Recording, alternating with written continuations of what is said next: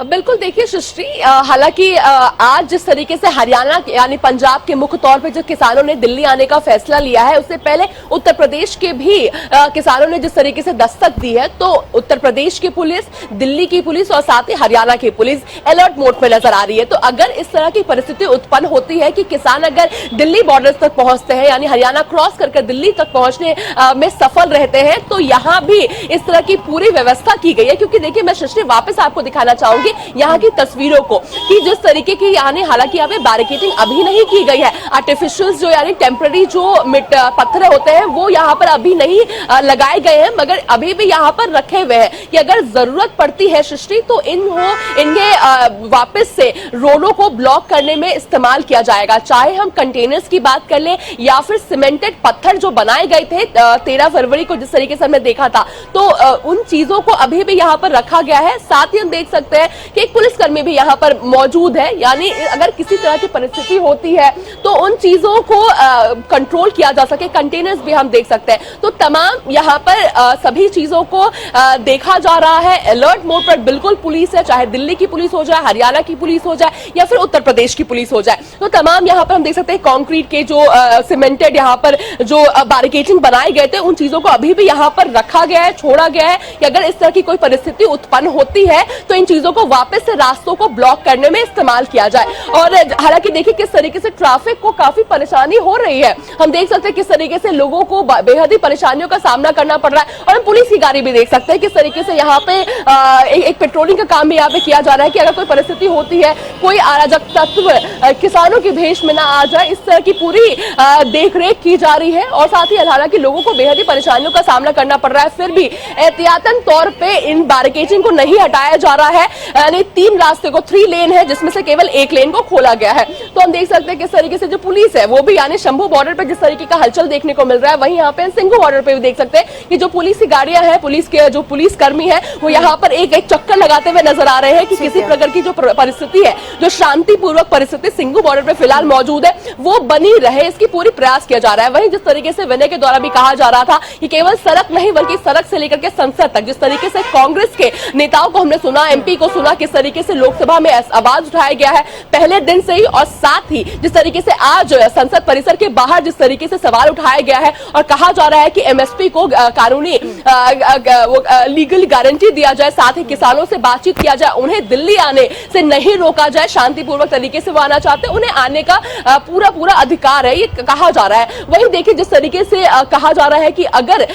हरियाणा के किसानों को तमाम चीजें दी जा रही है, चाहे मुआवजे की बात हो जाए, डीएपी खाद की बात हो जाए, जो मुद्दा किसानों के द्वारा उठाया जा रहा है, तकलीफ है वो पंजाब के किसानों की है, तो पंजाब की सरकार उन्हें देखे, ना कि यहाँ पे दिल्ली धरना देने के बजाय पंजाब में। एक जानकारी यहाँ पर आप ये भी दीजिए, क्योंकि देखिए आप राजनीति का इस पर जिक्र कर रही हैं और जो कि हो भी रही है, किसानों के मुद्दे पर शुरू से राजनीति होती आई है और अभी भी हो रही है। तो हमने ये बयान भी सुने, एक तरफ देखिए सरकार की तरफ से भी, बीजेपी की अगर हम बात करें तो कुछ नेताओं की तरफ से ये भी कहा गया था कि किसान अगर ट्रैक्टर ट्रॉलियों में या बड़ी बड़ी गाड़ियों में नहीं आते हैं, वो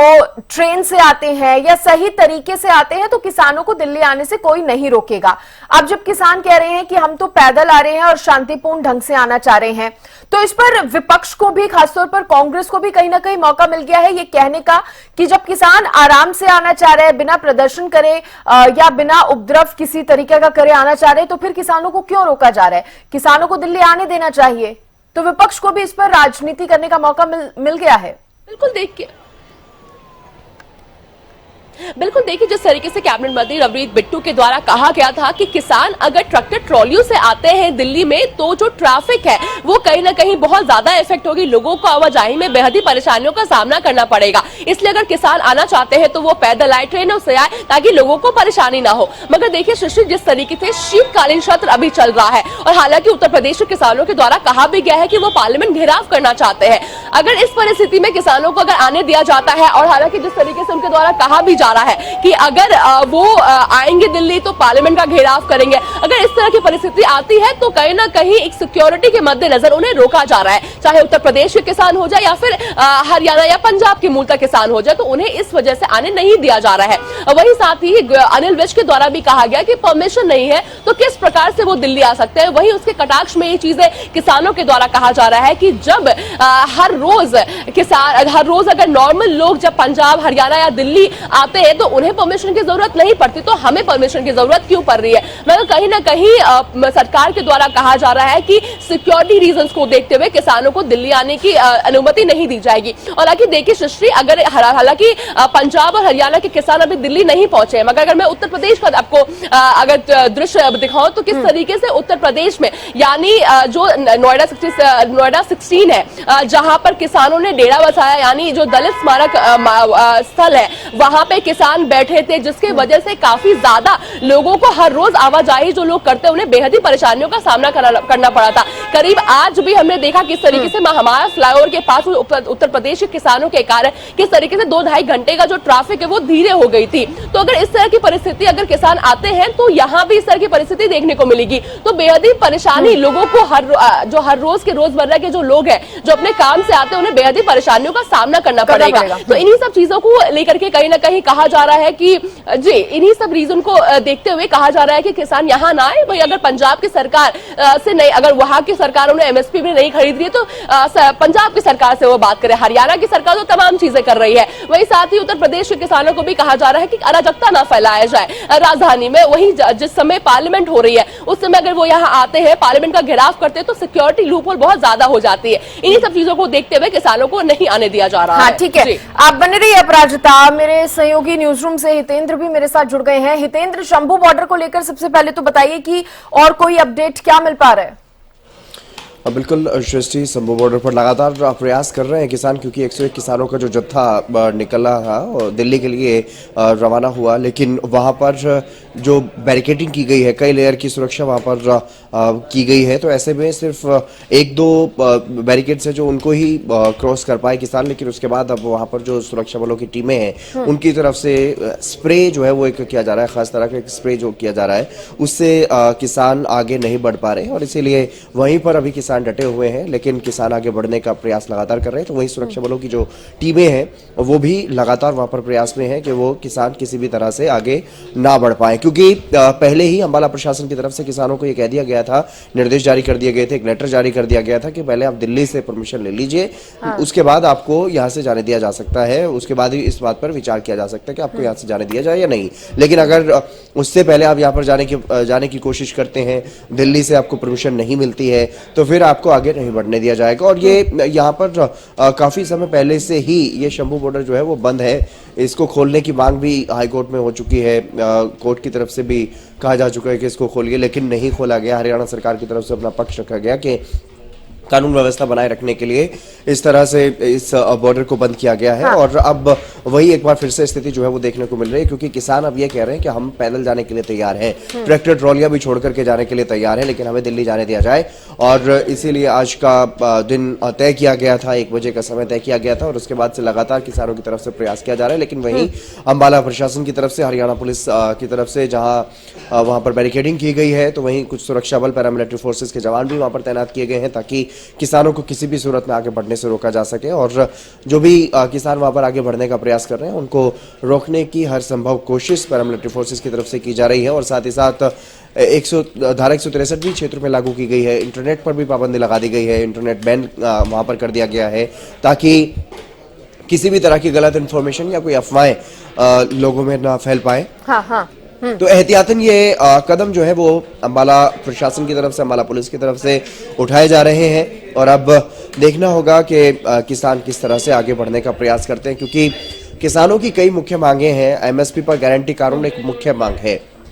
जिसको लेकर के लगातार मांग की जा रही है। हितेंद्र, कई मांगे हैं और जिस तरह से हम लगातार ये बात भी उठा रहे हैं, क्योंकि पंजाब के ये ज्यादातर किसान बताए जा रहे हैं, हालांकि हरियाणा से होते हुए ही ये दिल्ली का रुख करेंगे, लेकिन क्योंकि किसान हैं और मांग इनकी सीधा केंद्र सरकार से है, तो अभी सरकार की तरफ से कुछ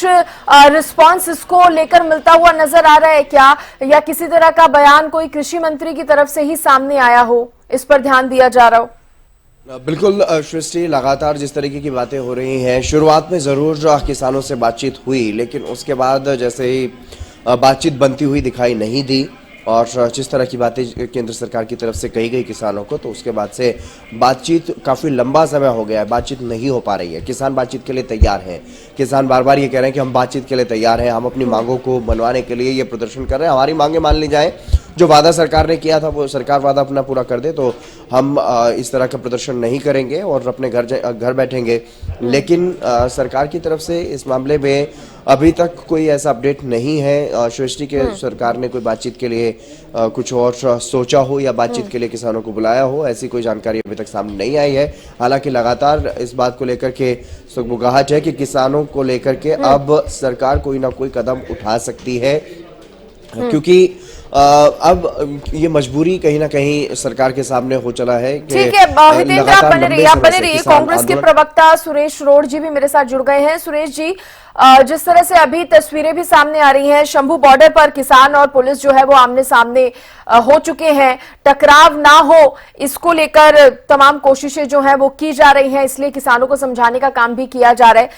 लेकिन घूम फिर कर बात यही आ रही है कि हरियाणा के किसान तो संतुष्ट हैं, ये पंजाब के किसान ही हैं जो दिल्ली कूच करने की तैयारी में और हरियाणा से होते हुए ये जाना चाह रहे हैं। आप किस तरह से देख रहे हैं 101 किसानों के इस पहले जत्थे को जो दिल्ली जाना चाह रहा है अंबाला से होते हुए? सृष्टि जी, आपके सहयोगी को भी मैं सुन पा रहा था, उन्होंने बड़ी सही बात कही कि किसान तो बातचीत को भी तैयार हैं जी, और उनकी मांग भी कोई ऐसी नहीं है कि जो हल ना हो जिस बात का। उन्होंने तो यही कहा है कि जो आपने वायदा किया था संयुक्त किसान मोर्चे के साथ,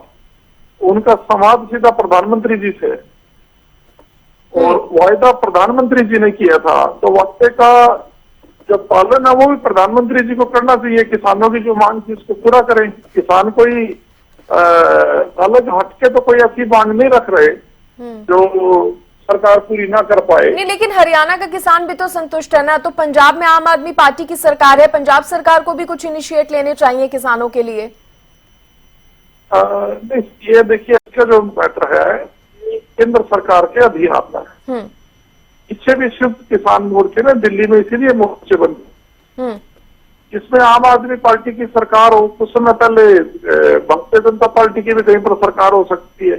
तो कहीं कांग्रेस की भी हो सकती है। उस चीज से कोई हल नहीं निकलेगा। ये तो भारतीय जनता पार्टी का एक प्रचार हो सकता है कि वहां आम आदमी पार्टी की सरकार है। उत्तर प्रदेश में तो योगी आदित्यनाथ जी की सरकार थी ना, जब राकेश टिकैत जी दिल्ली के बॉर्डर पे आए थे, तो उस समय नरेंद्र मोदी जी ने ये नहीं कहा कि वहां तो हमारी सरकार नहीं है। हरियाणा में तो माननीय मनोहर लाल खट्टर जी मुख्यमंत्री थे ना, जब हरियाणा के लोगों ने दिल्ली को 3 तरफ से घेरा था। अकाली दल और भाजपा की सरकार बीजेपी में थी ना, बीजेपी के सहयोगी दल की अकाली दल। नहीं, तो आप कांग्रेस का इस पर क्या, क्योंकि देखिए दिल्ली से तो परमिशन नहीं मिली है और पुलिस यहाँ पर हरियाणा की अंबाला पे जो पुलिस प्रशासन तैनात है वो साफ यही कह रहे हैं कि अगर आपको परमिशन दिल्ली से मिल जाती है तो हम आगे जाने देंगे, बिना परमिशन के तो हम भी। ये सृष्टि जी, ये तो स्थिति स्पष्ट है। दिल्ली भी बीजेपी की सरकार है, हरियाणा में भी बीजेपी की सरकार है। दिल्ली सरकार ने या केंद्र सरकार ने परमिशन देनी है। मैं वही कह रहे ना कि दिल्ली में जो दिल्ली सरकार से मतलब दिल्ली विधानसभा से नहीं आया, केंद्र सरकार की आप बात कर रहे हैं। दिल्ली से मतलब केंद्र सरकार से, क्योंकि ये मामला केंद्र का है, इसमें केजरीवाल का कोई रोल ही नहीं है जी। ठीक है ना, केजरीवाल तो कुछ भी नहीं कर सकता, वो तो दिल्ली को तो पूरे अधिकार भी नहीं है। एक राज्य के अधिकार होते हैं जो ना उनके कंट्रोल में पुलिस है, ना वो रोक सकते, ना वो इजाजत दे सकते। तो यहाँ मेरा जो सरोकार है इस बात से वो ये है कि प्रधानमंत्री जी दिल्ली में बैठे हैं, उन्होंने संयुक्त किसान मोर्चे से एमएसपी और अन्य मांगे पूरी करने का वादा किया था कि संघर्ष वापिस करो, मैं पूरा करूंगा। वादा खिलाफी हुई, चुनाव भी हो गए, सरकार भी दोबारा आ गई, तो किसानों की वोट भी उन्होंने ले ली। तो वादा एक तरह से उन्होंने तो एक साध लिया ना चुनाव तक कि हम ये वादा पूरा करेंगे, वादा पूरा नहीं हुआ। अब किसान ठगा महसूस कर रहे हैं और कांग्रेस पार्टी की बिल्कुल साफ नियत है और नीति है इस विषय में। हम तो ये चाहते हैं कि शांतिपूर्ण तरीके से किसान अगर दिल्ली जा रहे हैं तो जाने दिया जाना चाहिए। मैं आपके चैनल के माध्यम से एक बात बताता हूँ राजीव गांधी जी हिंदुस्तान के प्रधानमंत्री हुआ करते थे। अच्छा, उतनी दूर अब अगर मैं आपको रोक रही हूं, मैं आपसे ये समझना चाहूंगी, देखिए आपने उत्तर प्रदेश के भी किसानों का जिक्र किया, और हालांकि अभी भारतीय जनता पार्टी की प्रवक्ता भी मेरे साथ जुड़े थे जब उत्तर प्रदेश के किसान जो हैं वो दिल्ली कूच करना चाह रहे थे, तो उन्होंने कहा कि उनका मुद्दा अलग है, वो जमीन अधिग्रहण से जुड़ा मुद्दा है, एमएसपी से जुड़ा वो मुद्दा नहीं है। तो यहाँ जो पंजाब के किसान हैं इनकी मांगे कुछ अलग हैं, वो एमएसपी से जुड़ी मांगे हैं और अन्य मांगे हैं। अब इस बीच हरियाणा के जो किसान हैं, ये भी क्लियर हो रहा है कि हरियाणा के किसान कहीं ना कहीं इस तरह के, ये जो अभी किसान प्रदर्शन कर रहे हैं, दिल्ली मार्च कर रहे हैं, उसमें हरियाणा के किसान इन्वॉल्व नहीं है। आप ये समझा पाएंगे क्या कि हरियाणा के किसान, क्योंकि आप कह रहे हैं कि सारा ब्लेम केंद्र सरकार का है, जो वादे पूरे करने चाहिए वो केंद्र सरकार ने नहीं किए और पंजाब सरकार इसमें कुछ नहीं कर सकती किसानों के लिए, तो आप थोड़ा ये समझा पाएंगे कि हरियाणा का किसान क्यों संतुष्ट है? नहीं, हरियाणा का किसान बिल्कुल संतुष्ट नहीं नहीं है, आप कह रहे हैं? बिल्कुल नहीं। हरियाणा का किसान अभी तक बीजेपी की भाषा को समझने की कोशिश कर रहा है। हरियाणा का किसान ये जानता है कि 24 फसलों में जो नायब सिंह सैनी जी की सरकार ने एमएसपी देने की घोषणा की है, उन 24 फसलों में सृष्टि जी नारियल भी है, जो हरियाणा में 1 किलो भी पैदा नहीं होता। तो हरियाणा के किसान कांग्रेस बार-बार इस चीज पे फोकस क्यों कर रही है कि जो फसलें हरियाणा में नहीं होती, जो होती हैं उन पर फोकस नहीं हो रहा? 24 फसलों में से क्या 24 की 24 हरियाणा में नहीं होती? नहीं, हमने जो हो रही है ना उस पर तो ये दे ही नहीं रही ना। मैं तो आपके चैनल पे भी बताया, धान होती है हरियाणा में, अभी धान कट के लोग फारिग हुए, ठीक है। धान की बात कर लेते हैं। माननीय मुख्यमंत्री जी ने चुनाव के टाइम आचार संहिता लगने के बाद ये कहा था कि 3100 रुपए एमएसपी के रेट के ऊपर धान खरीद देंगे, और जिस दिन मुख्यमंत्री की शपथ ली, अगले दिन ये बोल दिया कि विधानसभा में बोला सेशन में मुख्यमंत्री नायब सिंह सैनी जी ने कि 2300 रुपए क्विंटल धान खरीदी जा रही है। आप 1 महीना पहले, चुनाव से पहले तो 3100 का वायदा कर रहे थे, अब आपने अभी स्वीकार कर लिया। अच्छा, फिर हरियाणा का किसान खुश नहीं है, संतुष्ट नहीं है, लेकिन ये इस प्रदर्शन में या किसी भी तरह का और कोई दिल्ली मार्च या इस तरह का कोई प्रदर्शन हरियाणा का किसान तो नहीं कर रहा, ये तो ज्यादातर किसान पंजाब के ही हैं, तो फिर आप कैसे कह रहे हैं कि हरियाणा का किसान संतुष्ट नहीं है? दोबारा बताता हूँ, हरियाणा के किसान भी संतुष्ट नहीं है। हरियाणा के किसान प्रदर्शन कब करेंगे, कहां से करेंगे, ये तो किसान बताएंगे ना, हमें नहीं पता इस बात का, वो आप किसान नेताओं से पूछ सकते हैं। लेकिन मैं ये बता रहा हूँ, 3100 रुपए एमएसपी पे धान खरीदने का वायदा चुनाव से पहले करके, और पहले सेशन में मुख्यमंत्री नायब सिंह सैनी जी ने 2300 की बात कह दी, तो इसका मतलब जो आपने कहा था कि जिस फसल में एमएसपी दे रहे हैं, जो पैदा होती है उसकी बात करें। धान हरियाणा में पैदा होती है, और धान पैदा होती है, और इस पे एमएसपी की भी बात की गई, और आप देखिएगा कि खुद मुख्यमंत्री ही अपने वादे से पीछे हट गए। इसका मतलब ये होगा कि धान जो सबसे ज्यादा पैदा होती है और जिसके इस समय सीजन था पीक पे, 3100 की बात करके 2300 रुपए भी नहीं दिए जा रहे, ये खुद मुख्यमंत्री जी कह रहे हैं। ठीक है सुरेश जी, क्योंकि आपकी बात का काउंटर करने के लिए बीजेपी के प्रवक्ता हमारे साथ नहीं जुड़े हैं, इसलिए मैं आपकी बात पे उनसे सवाल नहीं पूछ सकती या काउंटर नहीं करवा सकती। फिलहाल आपसे जो पूछा गया, आपने तमाम सवालों के जवाब भी दिए, और बहुत शुक्रिया आपका, आप सुरेश रोड जी जुड़े और बातचीत आपने हरियाणा न्यूज के साथ की, धन्यवाद। मेरे सहयोगी हितेंद्र भी लगातार जुड़े हुए हैं। हितेंद्र, देखिए आप सुरेश रोड जी को भी सुन रहे थे, कहीं ना कहीं बात घूम फिर कर वही आ जाती है कि जो जैसा कि अभी विनय भी बोल रहे थे कि इंडिया गठबंधन के जो तमाम दल हैं वो कहीं ना कहीं सपोर्ट यहाँ पर किसान का कर रहे हैं, अब उसमें आम आदमी पार्टी हो या कांग्रेस हो।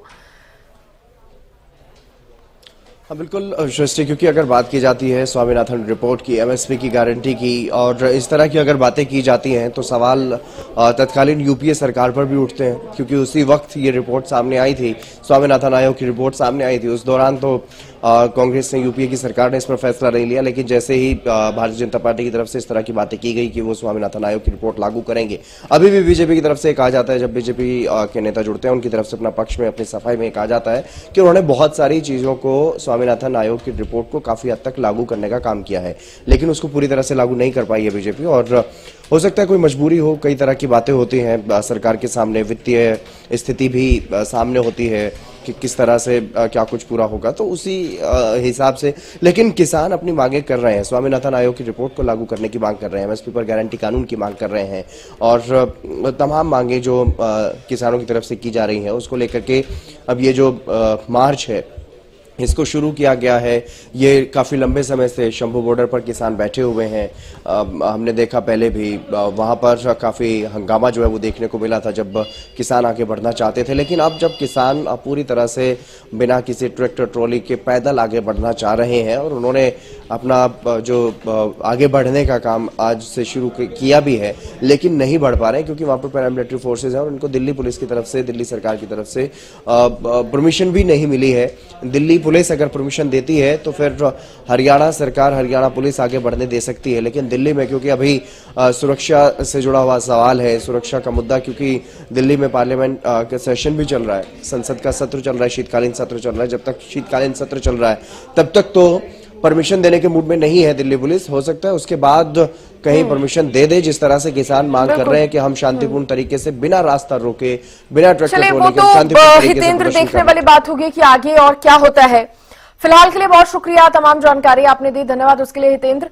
तो देखिए एक बार फिर आपको बता दें कि शंभू बॉर्डर पर फिलहाल ये जो किसान है, जो एक जत्था किसानों का है, 101 किसान जिसमें शामिल हैं, वो मौजूद हैं और इधर पुलिस भी किसानों को आगे बढ़ने से रोकने के पूरे प्रयास कर रही है। और किसानों का साफ कहना है कि हम शांतिपूर्ण ढंग से जाना चाहते हैं, पैदल मार्च करना चाहते हैं दिल्ली कूच, तो हमें जाने दिया जाए। पुलिस प्रशासन का कहना है कि आपको परमिशन नहीं मिली है, पहले परमिशन लेकर आए।